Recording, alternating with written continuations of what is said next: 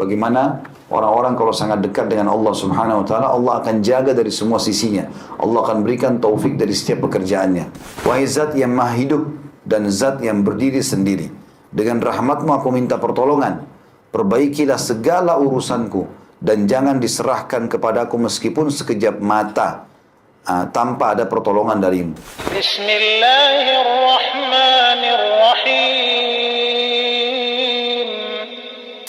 Lebih dari 1000 amalan sunnah dalam sehari semalam, dan kita masih dalam zikir pagi petang, dan kita sudah membahas doa terakhir yang dibaca 7 kali pada pagi dan sore hari, yaitu Hasbiyallahu la ilaha illa huwa alaihi tawakkaltu huwa rabbul arsyil azim. Cukuplah Allah yang memenuhi segala kebutuhan untukku, dan tidak ada ilah yang berhak diibadahi kecuali Dia. Kepadanya lah aku bertawakal, dan Dialah Rabb yang memiliki arsy yang maha agung. Ini sebagaimana disebutkan dalam hadis yang sahih, dibaca 7 kali pagi dan 7 kali sore. Dan kalimat hasbiyallah ini yang digunakan oleh para sahabat pada saat mereka terdesak dan tersebarnya berita kalau Nabi SAW telah meninggal di perang Uhud. Maka mereka yang berpegang teguh pada imannya mengatakan hasbunallah wa ni'mal wakil. Lalu Allah mengatakan dalam Al-Quran, maka Allah balik perasaan khawatir mereka menjadi ketenangan dan kemenangan. Juga kalimat ini diucapkan pada saat orang-orang Quraisy menakut-nakuti pasukan muslimin di perang Hamrat Asad setelah perang Uhud. Maka orang-orang Quraisy mengatakan pasukan Quraisy 2.800 orang, bahkan 3.000 orang, kurang sedikit dari 3.000 orang, 2.900 sekian, itu akan menyerang kalian, sementara kalian luka-luka semuanya. Maka mereka dengan penuh keyakinan mengatakan hasbunallah wa ni'mal wakil. Yang menyelamatkan Ibrahim alaihissalam selamat dari api pada saat dibakar, kalimat hasbunallah wa ni'mal wakil atau hasbiyallah wa ni'mal wakil. Dan apapun teman-teman yang sekalian yang kita butuh bantuan Allah, ucapkan kalimat ini. Ada orang berbuat kezaliman, ada kejadian yang kita tidak sukai, ada penyakit yang menimpa, selalu kita mengatakan hasbiyallah wa ni'mal wakil. Dan tanpa ada cobaan pun disunnahkan membaca 7 kali pagi dan 7 kali sore. Ada juga sedikit hikmah kita petik dari pelajaran yang sebelumnya, adalah mengganjilkan zikir ini dan doa adalah bagian dari sunnah Nabi SAW. Misalnya 1 kali, 3 kali, 5 kali, 7 kali, ya. Itu sunnah Nabi SAW. Karena Nabi SAW mengatakan, Inna Allah witrun yuhibbul witra. Allah itu ganjil dan suka dengan yang ganjil. Makanya teman-teman kalau berdoa, maka diganjilkan. Misalnya kita sudah mengatakan, Rabbana atina fid dunya hasanah wa fil akhirati hasanah wa qina adzabannar. Ulangi lagi, 3 kali sampai 7 kali. Ini juga tercontohkan pada saat kita sedang tawaf, ya. Melewati rukun Yamani dan Hajar Aswad disuruh baca Rabbana atina fid dunya hasanah sampai 7 kali. Berarti setiap tawaf, setiap putaran 1 kali minimal. Bahkan boleh dibaca lebih. Kita juga tahu Allah Subhanahu wa taala memerintahkan kita di sini menuliskan Nabi Muhammad SAW membaca hasbiyallah ini sampai 7 kali di pagi dan sore hari. Ada hikmah-hikmah tertentu dalam angka-angka ganjil ini yang jelas dianjurkan. Kalau kita melihat saran para ulama, maka angka yang paling tepat minimal 3 sampai 7 kali, ya. Dan kita juga tahu Nabi SAW mengatakan siapa yang memohon kepada Allah surga pada pagi hari 3 kali, riwayat lain 7 kali. Maka surga akan berbicara mengatakan, Ya Allah, surga akan berdoa sambil mengatakan, Ya Allah, sesungguhnya hambamu fulan yang memohon agar berlindung agar masuk ke dalamku, maka masukkanlah ia. Dan siapa yang berlindung dari api neraka setiap hari, pagi ataupun sore, 3 kali, riwayat lain 7 kali, maka neraka akan berkata, Ya Allah, selamatkan dia dariku karena dia telah berlindung kepadamu. Ini disebutkan juga angka 7 kalinya atau 3 kalinya. Kita akan masuk teman-teman ke doa mulia pada pagi ini atau pada siang ini, termasuk zikir pagi petang, meminta agar segala keselamatan diberikan kepada kita. Dan doa ini kata ulama boleh dibaca selain zikir pagi petang juga, antara azan dan iqamah. Kalau yang hafal bahasa Arabnya, alhamdulillah. Kalau tidak, maka minimal mengetahui bahasa Indonesianya. Yang kita baca nanti terjemahannya, ya. Di antara doa yang dianjurkan di poin F-nya adalah Allahumma inni as'aluka al-afwa wal-afiyah fid dunya wal-akhirah. Allahumma inni as'aluka al-afwa wal-afiyata fi dini wa dunyaya wa ahli wa mali. Allahumma astur awrati wa amin rawati. Allahumma hafadhni min bayni yadayya wa min khalfi wa an yamini wa an shimali wa min fawki wa a'udhu bi'azamatika an ugtala min tahti. Terjemahannya, Ya Allah, itu Allahumma, Inni as'aluka, aku memohon kepadamu dengan sangat al-afwa, pengampunanmu, wal afiyah, dan keselamatan selamanya di dunia dan di akhirat. Di sini ada penggunaan kalimat afu. Afu ini teman-teman kalau ingat riwayat tentang malam Lailatul Qadar, Aisyah radhiyallahu anha pernah bertanya kepada Nabi SAW, ya Rasulullah, andai saja saya mendapatkan Lailatul Qadar, apa yang saya ucapkan? Allahumma innaka afuun tuhibbul afwa fa'fu anni. Apa maksudnya ini? Kenapa kita meminta afu? Jadi sifat Allah afuun artinya suka memaafkan walaupun mampu menyiksa. Jadi misalnya kita buat salah, jelas-jelas kita zina, jelas-jelas kita bohong, jelas segala macam. Kalau kita sebutkan ini, Allahumma innaka afuun tuhibbul afwa fa'fu anni, maka kita mohon kepada Allah agar dimaafkan tanpa ada hukuman. Ya, itu maknanya. Maka kita minta di pagi hari itu, Allahumma inni as'alukal afwa. Kata ulama hadis, kalau ada yang aku lakukan pelanggaran dari semalam ya Allah sampai pagi ini yang dasarnya engkau mampu menghukumku, maka maafkanlah. Itu maknanya dari afu. Allahumma inni as'alukal afwa. Kemudian wal afiyah. Afiyah bisa masuk maknanya keselamatan, bisa masuk dalamnya kesehatan. Tapi yang lebih global keselamatan, masuk dalamnya tentu kesehatan, ya, ketentraman jiwa, kemakmuran segala macam. Dan kita minta di dunia dan di akhirat. Dan ini keyakinan seorang mukmin, memang dua wilayah ini ada. Dan kita selalu beramal menanam sesuatu di dunia untuk akhirat. Allah mengatakan dalam Al-Quran, walal akhiratu khairun laka minal ula. Dan ketahuilah hai Muhammad dan sampaikan kepada umatmu, akhirat itu tempat tujuan lebih baik daripada kehidupanmu di dunia. Kemudian juga Allah mengatakan, bal tu'thiruna al-hayatad dunya wal akhiratu khairun wa abqa. Kalian terus repot mengumpulkan dan mengejar dunia, dan kalian lupa ada akhirat yang khairun wa abqa, dua sifatnya, lebih baik dan lebih kekal, gitu kan. Maka ini semua menjelaskan kepada kita tentang memang ada dua kehidupan ini. Hanya saja seorang muslim selalu menjadikan akhirat sebagai target dan dunia ditunggangi untuk mendapatkan yang terbaik di sana nanti. Dan tidak boleh kita luputkan dari ini tentunya. Kita minta di sini Allah berikan kita pemaafan di dunia, kalau pernah buat salah, pemaafan di akhirat. Kita juga minta keselamatan, kebahagiaan di dunia dan juga di akhirat. Dan ini penting seseorang muslim selalu mengucapkan masalah ini. Kata sebagian ulama, siapa yang membaca ini di pagi hari satu kali dan membaca sore satu kali, maka dipastikan dia akan aman dari semua hal yang tidak menyukai bagi dia. Ya. Lanjutannya doanya, Allahumma inni as'alukal afwa wal afiyah. Diulangin lagi, ya Allah, aku mohon kepadamu agar engkau memberikan kepadaku pengampunan dan pemaafan serta keselamatan. Tapi di sini dirincikan. Dikatakan fi dini, di dalam agamaku.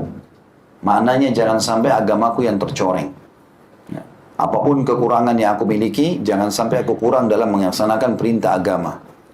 Wa duniyaya, begitu juga dalam urusan duniaku. Semoga semua urusanku engkau maafkan kalau aku salah, engkau berikan keselamatan agar aku dapat maksimal kalau aku targetkan. Wa ahli, begitu juga dengan keluargaku. Ahli lebih dekat digunakan kadang-kadang untuk istri dan anak. Artinya, kalau aku lagi bekerja, aku lagi jauh dari mereka, ataupun aku di sebelah, di sekitar mereka, maka tetap mereka dalam keadaan engkau maafkan kalau mereka salah, aku pun engkau maafkan dan engkau berikan mereka keselamatan sebagaimana engkau berikan aku keselamatan. Wa mali, dan seluruh harta atau pendapatanku semua juga engkau selamatkan. Kalau ada sesuatu yang salah di situ, maafkanlah aku. Afu. Kemudian afiyah, berikan keselamatan agar harta ini selalu berkah, cukup. Allahumma astur aurati, ya Allah tutuplah aurat-auratku. Makna aurat sini adalah aib dan sesuatu yang tidak layak untuk dilihat. Makanya dikatakan aurat karena kalau dilihat oleh orang malu atau orang ini malu, gitu kan. Nah, kita minta agar Allah tutupi aurat-aurat kita, maksudnya tutupi aib-aib kita. Karena kalau aib dibuka, teman-teman, hancurlah semua hidup kita. Siapa di antara kita yang tidak punya aib dan kesalahan? Tapi Allah SWT tutupi itu. Makanya teman-teman harus mengontrol lisan. Jangan aib kita sendiri yang buka. Kata Nabi SAW, sesungguhnya makhluk yang paling buruk di sisi Allah pada hari kiamat adalah orang yang telah Allah tutupi kesalahannya, lalu kemudian dia yang beberkan sendiri. Dia semalam suntuk berzina, dosa sama Allah. Baik antara dia sama Tuhannya. Dia mohon ampun, dia tutupin. Ini enggak, besok di kantor ceritain sama teman-temannya. Malah ini aib, dia buka aibnya sendiri. Jadi kalau ada temannya yang sedang ngomong sama dia, ternyata bukan teman, musuh, Jadikanlah senjata itu. Ya. Maka semestinya seseorang menutupi aibnya, jangan dia ceritakan. Dan minta kepada Allah agar ditutupi aib itu. Masuk dalam ayat ini adalah cacat lisan, cacat fikiran, cacat badan, semua. Ya, cacat kemaluan, segala macam ini masuk dalam aurati. Ya, kita minta agar Allah subhanahu wa ta'ala menutupinya dan jangan sampai terbeberkan. Selain daripada itu teman-teman, kita juga tidak boleh sengaja mencari-cari aib orang. Kalau kita sengaja cari-cari aib orang, maka ada hadis Nabi SAW yang berbunyi, siapa yang mencari-cari aib saudaranya, ya secara sengaja ngorek-ngorek informasi, maka Allah juga akan mengorek-ngorek kesalahannya, aibnya walaupun dari dalam rumahnya.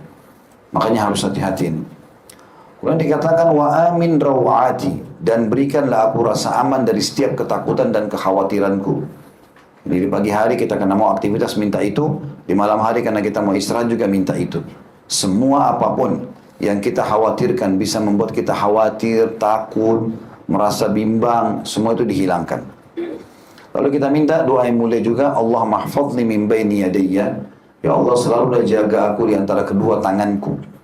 Ini semua disebutkan juga, dan dari belakangku, dari kananku, dari kiriku, dan dari atasku. Dan jangan sampai aku terkena kehancuran dari bawahku atau dibenamkan di dalam tanah ya, dengan keagunganmu. Semua ini kata ulama hadis karena masuk dalam perkataan iblis yang mengatakan aku akan menggoda mereka dari depan, dari belakang, dari samping, dari kanan. Ini semua karena iblis. Maksudnya kita minta dijaga dari segala godaan syaitan dari seluruh sisi kita. Karena syaitan kalau bisikin kita di sisi kanan, kira-kira yang mana lagi lemah nih? Kalau kita biasa telinga kita lagi dengerin ceramah atau kita lagi dengerin tilawah dan kita lebih fokus di kuping kanan, maka kuping kiri lemah. Maka syaitan masuk di situ membisikkan dengan membuat misalnya kita lalai dan seterusnya. Atau kalau kuping kanan kita dibisikin oleh malaikat dengan kebaikan-kebaikan agar jangan berzina, jangan berbohong segala macam. Di kuping kiri yang lemah maka kuping kiri lah digodain oleh syaitan. Semua ini kita minta dijaga dari semua sisi, kanan, kiri, depan, belakang, ya bahkan dari bawah semuanya juga masuk dalam minta perlindungan. Masuk juga dalam makna kalimat terakhir wa'udzu bi'azamatika an ugtala min tahti, dan jangan sampai aku disambar dari bawahku atau tenggelam. Ini adalah supaya tidak kena bencana. Ya, karena kalau bencana datang kita sulit untuk selamat. Seperti Indonesia sekarang kita lihat depan mata.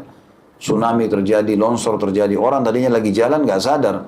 Bahkan masih pakai mobil, ada yang duduk di pinggir pantai, lagi makan dan minum. Allah SWT datangkan itu.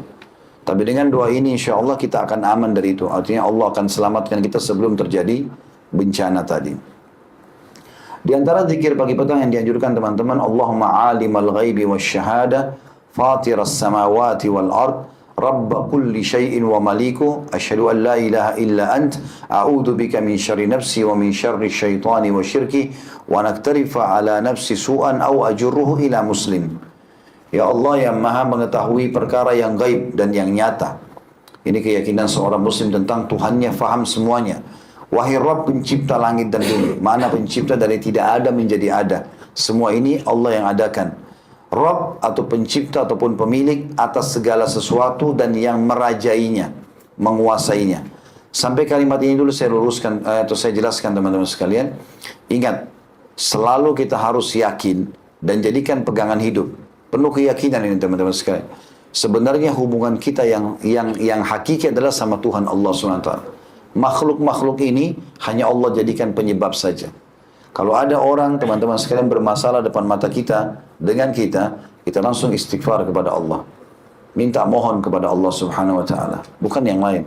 Berarti kita lagi ada masalah dengan Allah Subhanahu wa taala, maka Allah datangkan makhluk-makhluknya, gitu kan? Kata Nabi SAW, tidak ada satu kaum di satu komunitas negara yang berbuat kemaksiatan atau pelanggaran agama kecuali Allah akan datangkan kepada mereka pemimpin yang zalim. Berarti perilakunya dari situ. Karena rusaknya hubungan sama Allah, Allah datangkan cobaan buat mereka. Makanya harusnya kita memahami kalau ada masalah berarti kita sedang bermasalah sama Allah SWT. Beristighfar kepadanya selesai, gitu kan? Waktu Adam alaihissalam digoda oleh iblis untuk memakan buah dan dilarang oleh Allah SWT, dia tahu itu pelanggaran, tapi dia tidak menghardik lagi iblis. Seperti misalnya kita sedang melakukan ada masalah sama orang lain itu menjadi penyebab kita jadi masalah, gitu kan? Udah kita nggak bahas lagi orang itu. Nabi Adam alaihissalam langsung mengatakan, Rabbana zalamna anfusana wa illam taghfir wa tarhamna lanakunanna minal khasirin. Wahai Tuhan kami telah zalimi diri kami. Kesalahan kami ikutin orang ini, iblis ini, gitu kan? Kalau kau tidak ampuni kami, maka kami termasuk orang-orang rugi. Jadi sebenarnya yang dititik beratkan adalah hubungan kita sama Allahnya. Kalau ini semua variabel penyebab Allah datangkan. Ya, makanya teman-teman bermuhasabahnya begitu. Kembali kepada Allah subhanahu wa ta'ala. Dikatakan oleh kaum salafus saleh, aku tahu kalau aku punya dosa dengan Allah pada saat aku terhalangi dari sholat subuh berjamaah. Ada juga yang mengatakan, aku tahu aku sedang berbuat dosa kalau aku lihat perubahan pada sikap istriku, tungganganku, dan juga tikus yang masuk ke dalam rumahku. Artinya kalau orang betul-betul menjaga hubungannya dengan Allah SWT akan aman semuanya, sampai pada hal-hal yang kecil. Juga dalam hadis-hadis yang lain juga disebutkan seperti itu. Bagaimana orang-orang kalau sangat dekat dengan Allah Subhanahu wa taala, Allah akan jaga dari semua sisinya. Allah akan berikan taufik dari setiap pekerjaannya. Kita mengatakan di sini, aku bersaksi bahwasanya tidak ada ilah yang berhak diibadahi kecuali Allah atau kecuali Engkau. Aku berlindung kepadamu dari kejahatan diriku dan syaitan juga sekutunya. Di sini kita mengucapkan kalimat tauhid lagi untuk memperbaharui tauhid kita, la ilaha illallah, karena ini harus selalu diulangi. Siapa yang akhir kalimatnya la ilaha illallah akan masuk surga. Kita berbaharui itu lalu kita mengatakan, ya Allah, aku berlindung kepadamu dari keburukan diriku. Maksudnya keputusan yang diriku ambil. Kalau itu salah, maafkan. Dan gangguan dan keburukan syaitan. Di sini dan syirki, maksudnya sekutu-sekutunya. Siapapun yang membantu syaitan untuk itu. Karena syaitan, teman-teman, bisa bisikin kita secara langsung. Bisa juga dia gunakan manusia. Makanya dalam surah An-Nas kita katakan, alladzi yuwaswisu fi sudurin nas minal jinnati wan nas. Memang ada jin dan manusia yang menggoda kita. Ada kadang-kadang teman-teman syaitan bisikin kita, suruh kita berzina, kita nggak mau, nolak. Jiwa kita berjuang tapi kita melawan. Terus kemudian syaitan gerakin ada orang-orang fasik di sekitar kita, mereka yang rayu. Udahlah, nggak apa-apa lah, gini, nanti aku yang traktir, segala macam, supaya kita terjerumus. Maka kita minta dijauhkan dari keburukan syaitan, jangan tergoda dengan dia dan sekutu-sekutunya.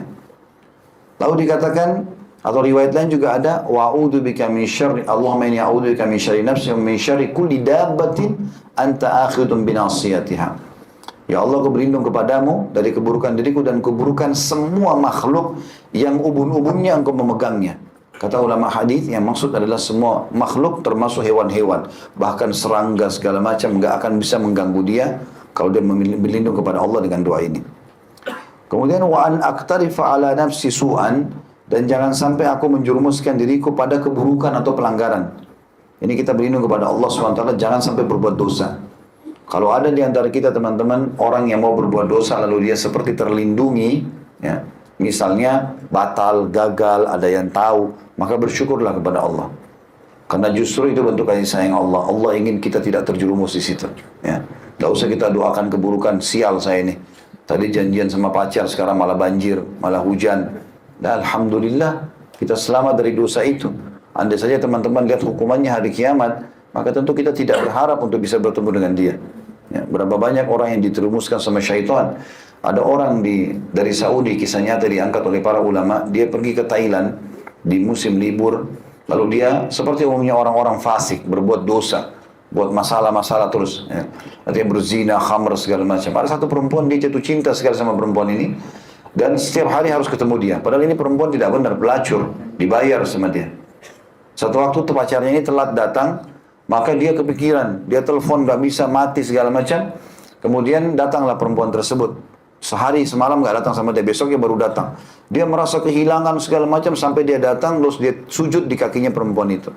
Seakan-akan minta, kenapa kau terlambat, jangan ginikan saya segala macam. Terus pada saat dia sujud meninggal dunia.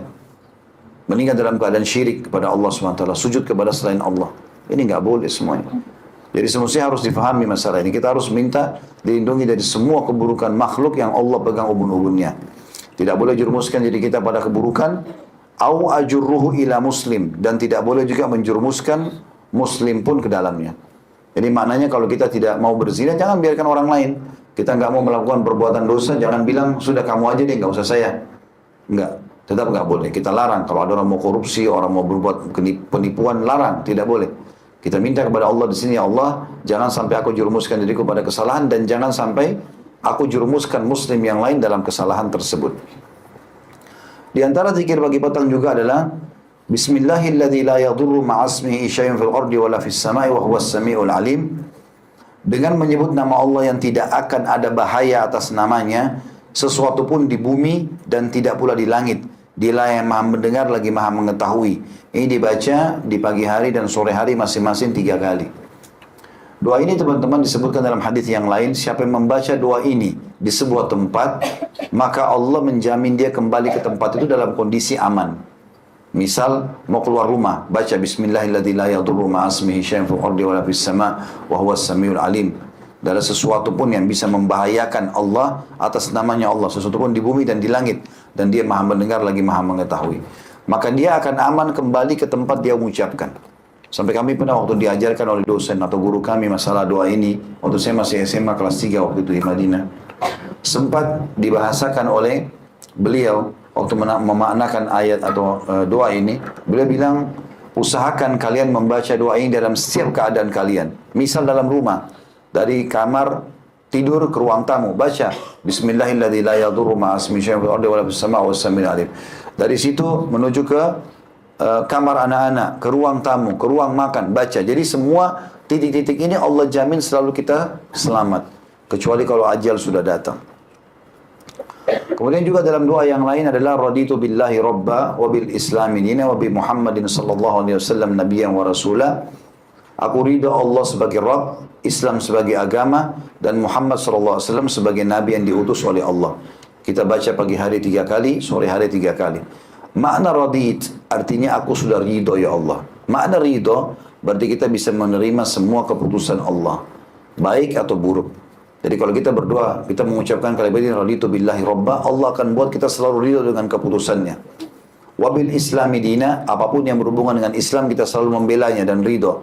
Wabi Muhammadin sallallahu alaihi wasallam nabiyya, dan itu pun juga berhubungan dengan apa yang berhubungan dengan Nabi sallallahu alaihi wasallam, semuanya kita terima dan ridho. Di antara zikir pagi petang adalah ya hayyu ya qayyum bi rahmatika astaghits wa aslih li sya'ni kullah wa la takilni ila nafsi tarfat ain. Wahai zat yang maha hidup dan zat yang berdiri sendiri, dengan rahmatmu aku minta pertolongan, perbaikilah segala urusanku dan jangan diserahkan kepadaku meskipun sekejap mata tanpa ada pertolongan darimu. Ini dibaca minimal sekali pagi sekali sore. Sifat Allah ya hayyu ya qayyum, zat yang maha hidup dan berdiri sendiri, ini yang menyebabkan datangnya keberkahan teman-teman sekalian. Karena ada hadis yang lain, siapa yang membaca astaghfirullahil azim alladzi la ilaha illa huwal hayyul qayyum wa atubu ilaih, akan diampuni dosanya walaupun sebanyak buih di lautan. Sifat al-hayyul qayyum ini adalah pengakuan bahwasanya Allah Subhanahu wa taala memang mampu mengerjakan apa saja dan tidak bergantung pada makhluknya. Itu juga dengan ayat kursi, Allahu la ilaha illa huwal hayyul qayyum, yang memang bisa menghancurkan syaitan, mematahkan sihir. Ayat kursi yang mulia. Karena ada sifat Allah Al-Hayyu Al-Qayyum. Kita minta itu, ya Hayyu ya Qayyum, wahai zat yang maha hidup dan berdiri sendiri. Birahmatika astaghits, dengan rahmatmu lah aku selalu meminta pertolongan. Artinya selalu saja kesenangan, kegembiraan, rezeki, nikmat yang datang kepadaku. Aslih li sya'ni kullah, perbaiki dan ambil alih semua urusanku. Kata ulama hadis, mau besar, mau kecil, mau mudah, mau sulit, semuanya ambil alih lah ya Allah. Bahkan kita bilang wala takilni ila nafsi tarfat ain, dan jangan biarkan aku mengambil alih perkaraku itu walaupun sekejap mata. Artinya semua murni seperti apa yang disampaikan oleh Allah Subhanahu wa taala. Artinya apa yang ditentukan oleh Allah Subhanahu wa taala, sehingga benar-benar kita tidak ada masalah lagi. Kemudian selanjutnya teman-teman sekalian, doa juga masih zikir pagi petang. Saya usahakan selesaikan ini zikir pagi petangnya. Dan ini ya hayyu ya qayyum bisa dibaca setiap saat ya, di antara azan dan iqamah, dan setiap kali kita butuhkan juga sama. Minta agar seluruh perkara kita diselesaikan. Doa yang selanjutnya adalah asbahna ala fitratil Islam wa ala kalimatil ikhlas wa ala din nabiyina Muhammadin sallallahu alaihi wasallam wa ala millati abina Ibrahim hanifan muslima wa ma kana minal musyrikin. Di waktu pagi kami berada di atas fitrah agama Islam. Makna fitrah artinya kami berada dengan keyakinan penuh bahwasanya Islam adalah agama yang benar. Karena kita teman-teman lahir, semua bayi lahir dalam keadaan fitrah. Artinya mengenal Islam. Kata Nabi SAW, kullu mauludin yuladu alal fitrah. Semua yang baru lahir pasti dalam keadaan fitrah. Fa'abawahu yuhawidanihi, nanti kedua orang tuanya menjadikannya Yahudi. Kalau orang tuanya Yahudi, au yunassiranihi, atau menjadikan Nasrani kalau kedua orang tuanya Nasrani, au yumajjisani, atau menjadikannya majusi kalau memang orang tuanya majusi. Jadi memang kita minta kepada Allah Subhanahu wa taala agar kita berada selalu dalam fitrah itu, yang tidak pernah berubah-berubah. Makanya ulama juga mengambil dalam masalah ini, kalau ada anak orang non-muslim kafir meninggal belum balik, maka dia masih diuji oleh Allah pada hari kiamat. Dia diuji oleh Allah SWT pada hari kiamat. Ini mirip juga dengan orang-orang yang belum pernah sampai dakwah kepadanya. Tinggal di hutan, nggak ada pernah dengar dengan Islam, nggak ada fasilitas apa-apa di sana. Maka kalau mereka meninggal, itu tidak spontanitas masuk neraka. Maka diuji oleh Allah SWT. Dalam sebuah hadis dikatakan Allah akan datangkan neraka, lalu mengumpulkan mereka, lalu meminta mereka untuk masuk ke dalam neraka.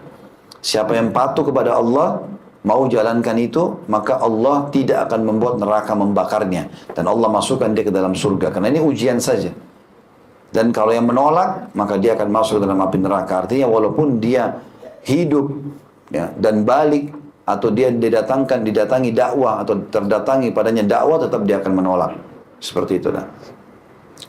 Wa ala kalimatil ikhlas, dan kami tiba dengan kalimat ikhlas. Bisa maknanya adalah selalu ikhlas dalam beribadah kepadamu. Bisa juga maknanya adalah kami di atas kalimat tauhid. Karena kalimat la ilaha illallah, nama lainnya adalah kalimat ikhlas. Wa ala din nabiyina Muhammadin sallallahu alaihi wasallam, dan kami selalu berpegang teguh pada ajaran Nabi Muhammad sallallahu alaihi wasallam. Wa ala millati abina Ibrahim, dan juga mengikuti ajaran ayah kami Ibrahim. Hanifah muslimah, kami selalu lurus dan menyerahkan diri kepadamu. Wa ma kana minal musyrikin, dan tidak termasuk orang-orang yang menyekutukan Allah. Tapi di sini kekuatannya adalah bagaimana kita minta hidup dan mati dalam keadaan Islam. Di sore hari kita ganti asbahna menjadi amsayna ala fitratul Islam, ya, dan selebihnya sama saja. Artinya kami tiba pada sore hari dalam keadaan berpegang pada fitrah Islam itu sendiri. Di antara zikir yang dianjurkan teman-teman sekalian adalah, tapi ini cukup banyak jumlahnya, sekitar 100 masing-masing, adalah subhanallahi wa bihamdi. Ini dibaca 100 kali. Kata Nabi SAW, barang siapa yang membacanya 100 kali pada pagi dan petang, niscaya tidak ada seorang pun yang datang pada hari kiamat dengan membawa sesuatu yang lebih utama dari apa yang dibawanya, kecuali orang yang mengucapkannya atau seperti apa yang diucapkan atau melebihinya. Selain itu orang yang mengucapkan akan dihapus dosa-dosanya walaupun sebanyak buih di lautan, sebagaimana dijelaskan di dalam hadis riwayat Imam Muslim nomor 2691. Jadi teman-teman sambil iseng waktu kosong, subhanallahi wa bihamdi, subhanallahi wa bihamdi, subhanallahi wa bihamdi. Ini diucapkan 100 kali. Kalau kita biasa zikir 33, dengan jari kita habis sholat dilipat gandakan 3 kali. Maka itu sudah cukup untuk mengampuni semua dosa dalam hadis walaupun sebanyak buih di lautan. Ya, ini keutamaan yang sangat besar. Juga kata Nabi SAW, 2 kalimat ringan di lidah, berat di timbangan hari kiamat, dan juga dicintai oleh Allah SWT, subhanallahi wa bihamdi, subhanallahil azim. Tapi maksud dalamnya subhanallahi wa bihamdi ini. Juga maksud dalamnya dibaca 100 kali, la ilaha illallah wahdahu la syarikalah, lahul mulku wa lahul hamdu wa huwa ala kulli syai'in qadir. Tidak ada ilah yang berhak diibadahi selain Allah semata, tidak ada sekutu bersamanya, baginya kerajaan dan baginya segala puji, dia maha kuasa atas segala sesuatu. Ini kata Nabi SAW, siapa yang membacanya 100 kali pada pagi dan 100 kali pada sore, maka dia juga akan datang pada hari kiamat, membawa pahala, tidak ada orang yang menyamai pahala dia, kecuali orang yang berbuat seperti dia atau lebih. Juga dalam hadis dikatakan, barang siapa yang mengucapkan 100 kali dalam sehari, maka baginya pahala seperti memerdekakan 10 budak. Ditulis baginya 100 pahala dan dihapus darinya 100 keburukan. Baginya perlindungan dari syaitan pada hari itu hingga sore hari. Artinya dari pagi tidak akan diganggu oleh syaitan sampai sore hari. Makanya teman-teman yang terapi sihir, gangguan syaitan ya, gangguan-gangguan ain, penyakit kronis, semua ini harus dianjurkan untuk dibaca. Dan rutin udah, harus jadi wirid dia. 100 kali pagi, 100 kali sore. Dijamin dengan izin Allah SWT, dia akan selamat dari perlindungan syaitan. Juga perlindungan Allah SWT datang dari penyakit-penyakit yang sedang menimpa dia. Di antara zikir yang dianjurkan adalah membaca istighfar 100 kali. Astagfirullah wa atubu ilaih. Ini insyaAllah dalam hitungan menit saja. Bahkan antum sebentar bubar, antri di lift, mau menuju ke kantor, bisa astagfirullah wa atubu ilaih, astagfirullah wa atubu ilaih. Ini saya pernah praktekin 1 menit bisa sampai 100 kali. Ya. Dan pahalanya sangat besar. Dan dari mana kita tahu teman-teman? Bisa saja astagfirullah wa atubu ilaih. Ini sekali kita ucapkan diampuni dosa kita setahun atau 2 tahun atau 3 tahun. Kita nggak pernah tahu bobotnya. Makanya Nabi SAW mematoknya kurang lebih 100 kali ya. Kalau astagfirullah itu pengucapan maaf kepada Allah. Seperti kalau kita buat salah sama orang, kita bilang maafin saya. Atubu ilai artinya kita mengikrarkan tidak akan mengulanginya. Di antara zikir pagi petang adalah Allahumma inni as'aluka ilman nafi'a wa rizqan wasi'a wa amalan mutaqabbala. Ya Allah, aku meminta kepadamu ilmu yang bermanfaat. Puncaknya ilmu agama dan selebihnya semua ilmu yang bisa bermanfaat bagi diri dan manusia. Wa rizqan thayyibah dan rezeki yang thayyibah. Thayyibah bisa terjemahkan baik, bisa juga thayyibah adalah yang banyak dan memuaskan, ya. Dan wa amala mutaqabbala, amal yang selalu diterima. Jadi nggak ada yang ditolak. Ini cuma dibaca, kalau ini dibaca pagi hari saja, ya. Kalau khusus ini makanya ditulis itu dibaca ketika pagi, sesudah sholat subuh 1 kali. Ini dibaca 1 kali karena biasanya orang mulai aktivitas di pagi hari itu, minta rezeki dan seterusnya. Kemudian 2 doa yang terakhir di sini adalah subhanallahi wa bihamdihi adada khalqi wa ridha nafsi wa zinata arsyih wa midada kalimati. Ini dibaca 3 kali. Mirip dengan tadi sebenarnya, ya. Tadi sudah kita baca subhanallahi wa bihamdi 100 kali. Tapi kalau ini dibaca ada tambahan sedikit, subhanallahi wa bihamdi, maha suci Allah dan segala puji baginya, adada khalqi, sejumlah makhluknya Allah. Nah, jadi berapa jumlah makhluknya? Berapa jumlah manusia? Berapa jumlah jin? Berapa jumlah hewan-hewan?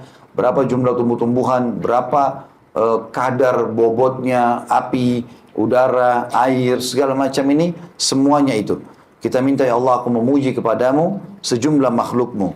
Wa ridha nafsik, dan sampai kau ridho ya Allah, kau terima itu cukup. Wa zinata arsyih, dan perhiasan singgasana. Allah SWT punya singgasana di langit sana, yang kata Nabi SAW pada saat pulang Isra dan Mi'raj, aku telah melihat, ya, Sidratul Muntaha, dan Sidratul Muntaha itu dipenuhi dengan perhiasan-perhiasan yang seperti kuping-kuping gajah, dan sangat sulit saya menggambarkannya, kata Nabi SAW. Itu Sidratul Muntaha, di bawah arsy-Nya Allah, dan arsy-Nya Allah jauh lebih agung dan mulia daripada itu. Kemudian dikatakan wa midada kalimat, dan sejumlah kalimatmu di bawah arsy-Nya Allah, dan arsy-Nya Allah jauh lebih agung dan mulia daripada itu. Kemudian dikatakan wa midada kalimati, dan sejumlah kalimatmu. Allah menyebutkan dalam akhir surah Al-Kahfi, a'udzu billahi minasyaitonir rajim, qul law kana al-bahru midadan li kalimati rabbi lanafida al-bahru qabla an tanfada kalimatu rabbi walau jina bimithlihi madada. Katakanlah hai Muhammad, andai saja 7 lautan itu airnya semua dipakai untuk nulis perkataan Tuhanmu, maka akan habis air lautan tersebut, sementara perkataan Tuhanmu masih banyak. Ayat yang lain dikatakan 7 kali lautan berlipat-lipat, tetap tidak akan bisa semuanya menulis kata-kata Allah subhanahu wa ta'ala. Maka kita minta, ya Allah, semua kebaikan zikir ini aku dapatkan sejumlah makhlukmu, ya, sampai kau ridho, sejumlah perhiasan singgasanamu, dan juga sejumlah kalimat-kalimatmu. Ini juga dianjurkan teman-teman, doa apa saja baca ini. Misalnya kita bilang, ya Allah berikan aku kebaikan, ya Allah sembuhkanlah penyakitku ini. Kemudian mintalah, misalnya kita baca zikir apa saja. Lalu kita menutup dengan adada khalqih, sejumlah makhluknya, wa ridha nafsi, itu sampai dia ridha, wa zinata arsy, sejumlah perhiasan singgasananya, wa midada kalimat. Yang terakhir teman-teman dalam zikir pagi petang adalah hadis riwayat Muslim, dengan membaca a'udzu bi kalimatillahi tammati min syarri ma khalaq. Aku berlindung dengan kalimat-kalimat Allah yang sempurna dari kejahatan makhluk yang diciptakannya. Setiap kali kata beliau mengucapkan zikir-zikir tersebut dalam rangka menetapkan sunnah, maka sudah selayaknya bagi setiap muslim agar selalu memelihara seluruh zikir ini, baik tak kala ia mendapati waktu-waktu pagi maupun waktu-waktu petang ataupun waktu sore. Istiqomalah atau bersikap tekunlah dalam hal ini hingga mendapatkan besarnya kadar penerapan amalan sunnah tersebut. Sudah selayaknya pula bagi seorang muslim untuk mengucapkan zikir-zikir tersebut dengan ikhlas dan penuh dengan kejujuran, keyakinan yang mendalam, dan dapat benar-benar menghayati makna hingga mampu memberi pengaruh dalam realita kehidupan akhlak maupun perangainya. Artinya bagaimana seseorang mendapatkan pahala dengan zikir pagi petang itu. Ya, insya Allah mudah-mudahan dari semua rangkaian yang kita pelajari, mungkin 3 pertemuan zikir pagi petang ini butuh sekitar 10-15 menit. Insya Allah sudah selesai. Tapi semua kebutuhan kita dari keberkahan, dari hidayah, dari rezeki, dari pengampunan, semua sudah diberikan di pagi hari itu. Maka kita tidak boleh bermalas-malas teman-teman sekalian, dan saya ingatkan kembali, syaitan tidak akan pernah memasuki tubuh orang atau bahkan tidak bisa menguasai yang membaca zikir pagi petang.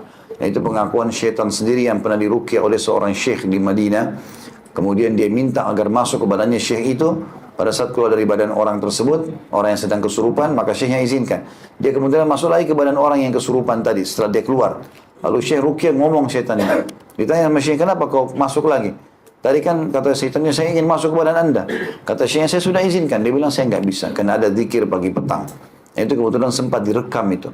Ya, sehingga memang pengakuan-pengakuan syaitan sendiri yang membuat pernyataan tersebut. Allahu a'lam.